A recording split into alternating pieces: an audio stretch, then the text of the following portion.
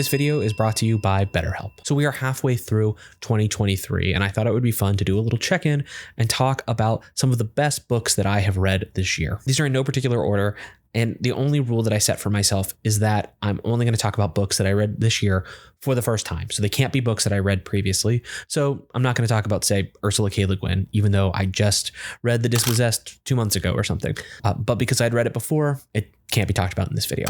You know, this year has been a slower reading year than usual for me. And a big reason for that is because my wife and I had a baby. And because we have a baby, he just takes up more time. You know, we got to take care of the little guy and then find time to read, you know, when he's asleep. And that's as long as, you know, we're not falling asleep. But still, I'm managing to read some great books, and I want to talk about them with you. So the first book I want to talk about is We by Yevgeny Zamyatin.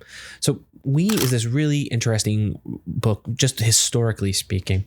The author, Yevgeny Zamyatin, was a Bolshevik. So he was a part of the Russian Revolution. But after the Bolsheviks took power, he became very disillusioned with the Bolsheviks. And he saw a lot of brutality in the system. And he really kind of retreated from politics, but he continued to write. The problem is that Yevgeny Zamyatin faced a lot of censorship in the Soviet Union because he was not ideologically pure enough, to the point where this novel, We, was actually never published in Russian in his lifetime. But this novel, when it was published in another language and then partially translated into Russian in a newspaper, actually led to him being censored by the Soviet Writers Union, and this led it to be basically impossible for him to get published in the Soviet Union. Eventually, Zamyatin actually asked Joseph Stalin to exile him, and he said that exile or death were the only two fitting punishments if you've committed this kind of crime.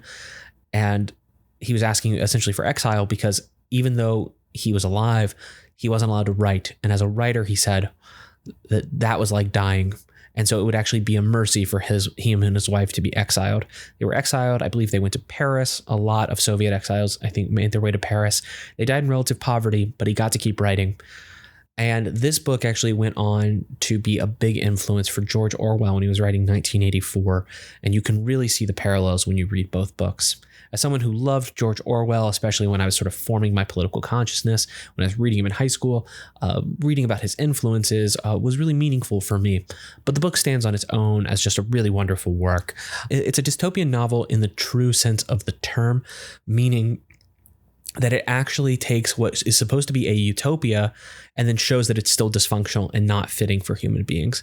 A lot of people talk about dystopia when they mean like post-apocalyptic, like society has collapsed and there is no city anymore. There is no state or real society. It's every man for himself. But dystopia, I think at its best, is taking what should be a utopia, right? Some utopian vision has won out and it still failed, right? And that makes this book really a true dystopia. What we see in this book is a man, a scientist who's a true believer in this totalitarian government that they call the one state. And in fact, he's highly regarded. He's a successful scientist. He's in charge of their space program, and he's going to be in part responsible for evangelizing their way of life to the stars. And then he falls in love. He meets a woman, he falls in love, and something awakens within him. At one point, a doctor jokes with him and says that they've discovered the problem with him, and it's that he has a soul. This perfect, mathematically precise, absolutely, totally industrialized system is incompatible with the human spirit. And you can see a lot of parallels, I think, with Zamyatin's life, actually, and the story that you see in We, even if Zamyatin didn't necessarily intend it. So the story ends up becoming a kind of celebration of the human spirit in the face of all these odds and in the face of an environment that doesn't want to see it flourish. And it's a masterpiece. I think this book is really quite wonderful. I love a lot of Russian literature. I love the fact that it influenced Orwell. I think it's great work of science fiction. I also think that it's very funny. It's dark, but it's funny, and the darkness often contributes to the humor in a really pleasing way. But when you put all of those things together, we see that We is just a great work of science fiction. So let's keep talking about science fiction for a moment, and we'll talk about Player of Games by Iain M. Banks. This was the second Culture novel that I had read. So the Culture novels are these fairly large series, all set in the same universe, but there's no through line, there's no plot, right?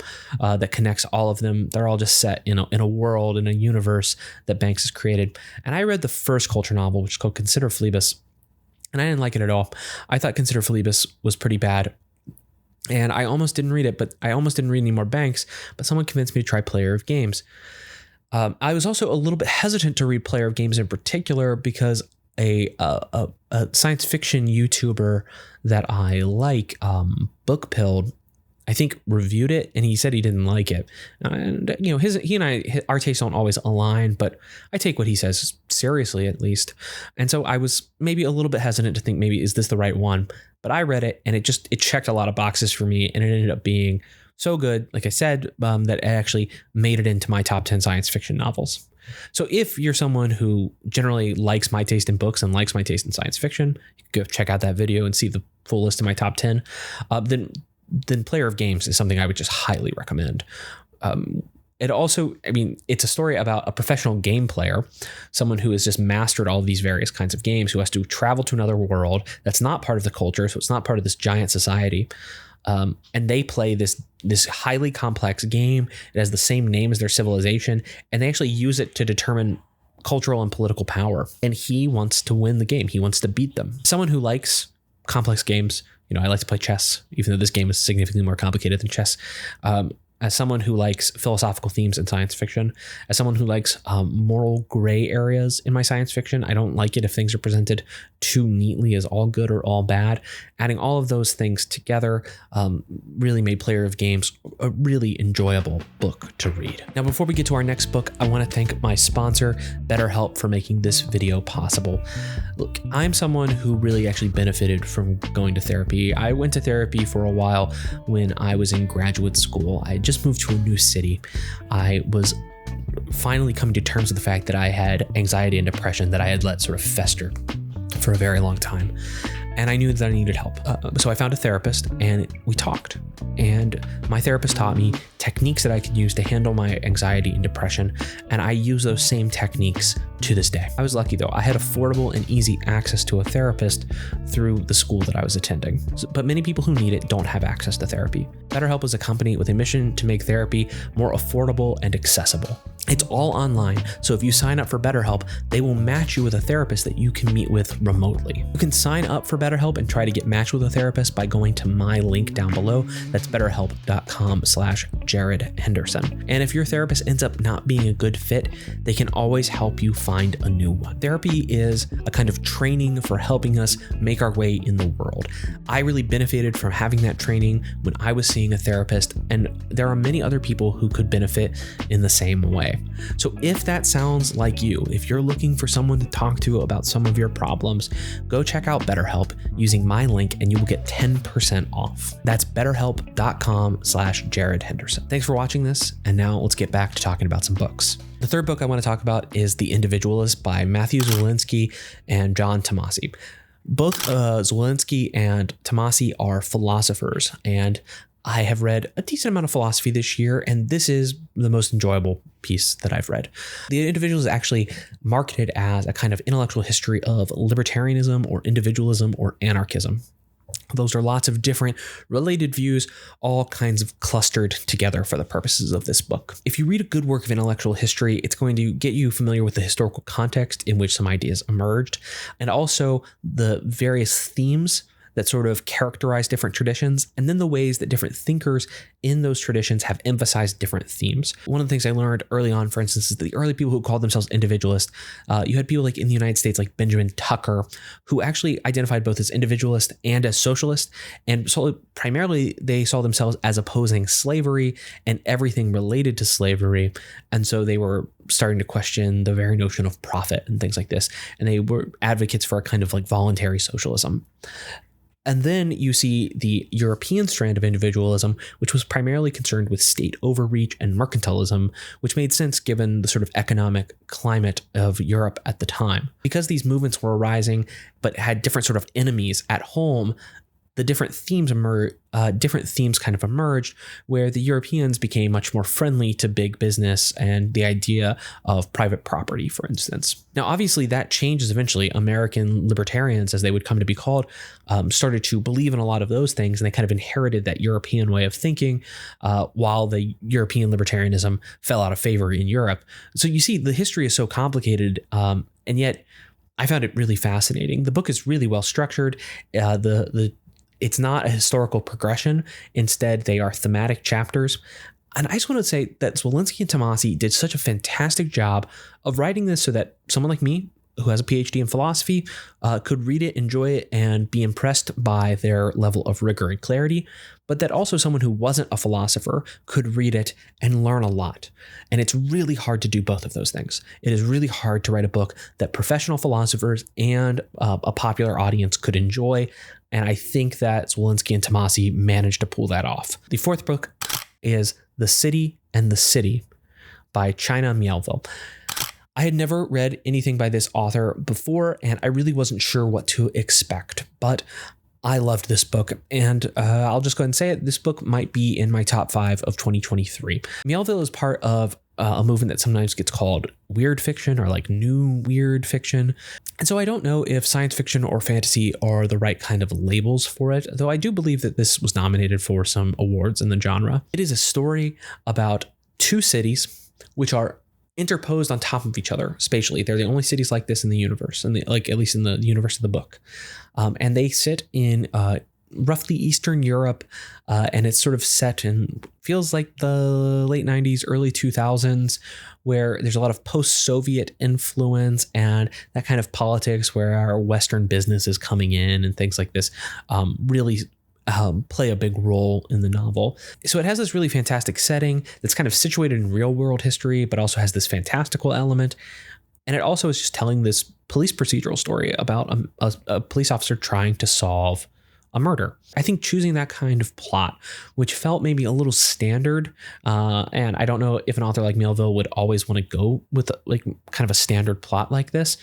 I think it actually helps a lot. We have this very normal kind of police plot that, combined with such a weird setting, allows him to just play and allows him to explore in some weird ways, and ways that I thought were really enjoyable. I actually read this book while in the hospital, like while my wife had given birth. My son was like asleep.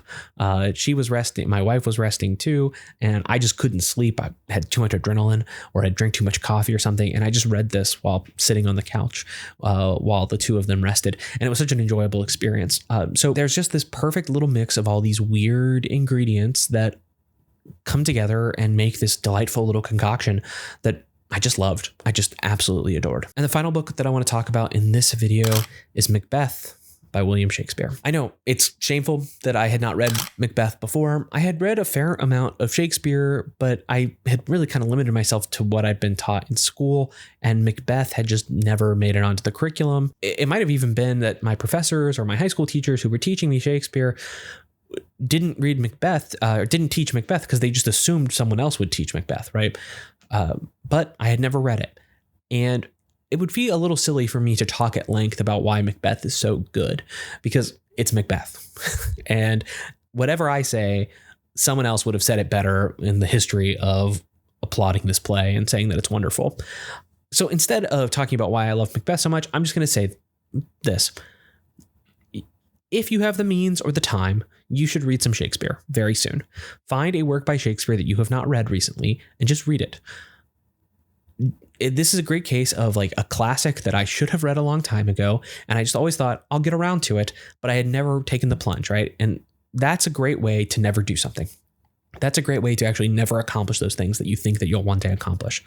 So my suggestion is just go and read some Shakespeare. If you can just go and read some Shakespeare, just pick one and maybe enjoy a good production of it. Watch a film that's based on it or something afterward to see how it compares. But just go and read a little bit of Shakespeare. I was so glad that I did, and I'm going to be reading a few more works of Shakespeare this year because of how much I enjoyed taking the time to finally read Macbeth. All right, that is it for our discussion today. So thanks again to BetterHelp for sponsoring this video. There's a reminder about that link down in the description, and I would love to hear about the books that you've read so far in 2023. Thanks, and I'll see you next time.